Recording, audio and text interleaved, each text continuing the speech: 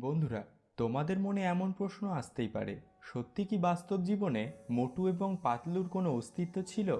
হ্যাঁ বন্ধুরা, মোটু এবং পাতলু দুজনেই ছোটবেলা থেকেই একে অপরের খুব ভালো বন্ধু ছিল। মোটুর ছোট থেকেই পড়াশোনায় তেমন মন ছিল না, তবে মোটু খেতে খুব ভালোবাসতো।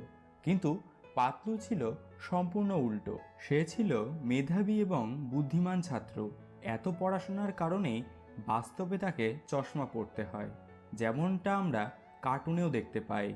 তবে মোটু এবং পাতলু উভয় মিলে তার শহরের জন্য অনেক দুঃসাহসিক কাজ করেছিল। বহুবার অনেক অপরাধী এবং গুন্ডাদের পুলিশের হাতে তুলে দিয়েছিল এই দুই বন্ধু। কালক্রমে তাদের নাম চারিদিকে ছড়িয়ে পড়ে। এরকমই চলতে চলতে একদিন মোটু, পাতলু আর তার বন্ধুরা মিলে একটা পিকনিকে যাওয়ার প্ল্যান করে। তো পিকনিকে যাওয়ার সময় মাঝ রাস্তাতেই মোটুর খুব খিদে পেয়ে যায়। ক্ষুধার্ত মোটু তার আশেপাশে দোকান খুঁজতে থাকে।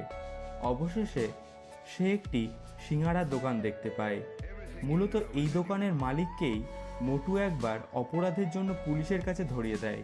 কিন্তু ওই লোকটি ছদ্মবেশে থাকার জন্য মোটু কিছু বুঝতে না পেরেই খিদের লোভে ওই দোকানে চলে যায়। ওই লোকটি মোটুর সাথে প্রতিশোধ নেওয়ার জন্য তার সিঙাড়াতে বিষ মিশিয়ে দেয়।